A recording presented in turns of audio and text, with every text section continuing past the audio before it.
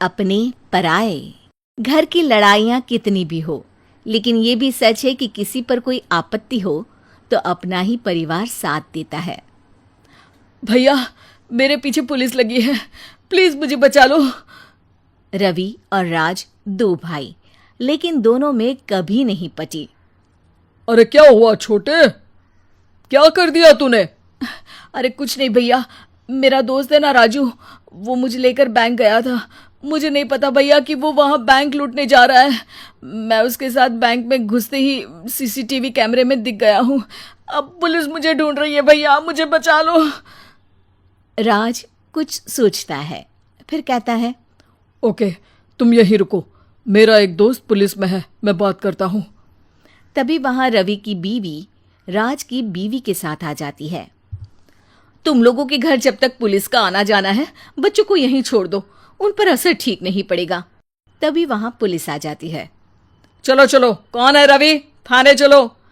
मैंने कुछ नहीं किया, मुझे कुछ नहीं पता। अरे वो तो पुलिस स्टेशन चलकर ही पता चलेगा कि कुछ पता है कि नहीं, चलो। कहानी का फ्लैशबैक। भैया, मुझे मेरे मकान में हक चाहिए ही चाहिए। अरे लेकिन छोटे, अभी मेरे बच्चों पर काफी खर्चा है, तेरी भाभी की भी तबीयत ठीक नहीं रहती, बजट बिल्कुल नहीं है कि मैं अलग होकर रहूं। देख लो भैया, 1 महीना है तुम्हारे पास, जल्दी से घर खाली कर दो। अरे कैसी बात कर रहे हैं भैया, मेरे शरीर में अभी इतनी हिम्मत भी नहीं कि घर को खाली करे। तो क्यों अपना पोषण बेचा भाभी? अरे तुम तो जानती हो, पिताजी की बीमारी के कारण उन्हें हमारी जरूरत थी, कैसे आते पैसे। ससुर जी तो बूढ़े थे भाभी, उनकी बीमारी में भी पैसे लगाना कौन सा अकल का काम था। तो क्या पिताजी को मैं मरने के लिए छोड़ देता? अरे रवि, तू तो समझ, पापा को हमारी जरूरत थी, उन्होंने हमारे लिए हर वो काम किया जिससे हमें खुशी मिले। बैक टू रवि, जो जेल में बैठा है। ये मैंने क्या कर दिया था? मैं ना पिता का हुआ ना ही भैया का, मेरे साथ जो हो रहा है ठीक ही हो रहा है। तभी वहां पुलिस वाला आता है।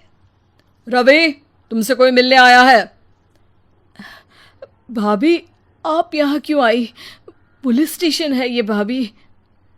भैया, आपकी जगह मेरा भाई होता तो क्या मैं नहीं आती?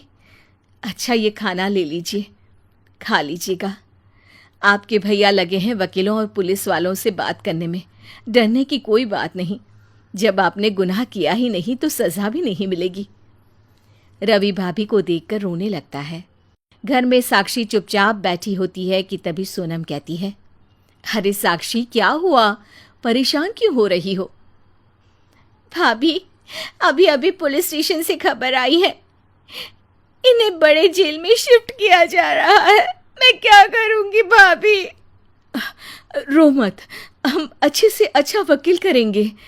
लेकिन उसमें तो बड़े पैसे लगेंगे दीदी, हम इतना पैसा कहाँ से लाएंगे? अरे क्यों, ये मकान है ना, और मेरे कुछ गहने भी है। साक्षी की आंखों में पानी आ जाता है। पर दीदी, ये तो आप और भैया की मेहनत की कमाई है।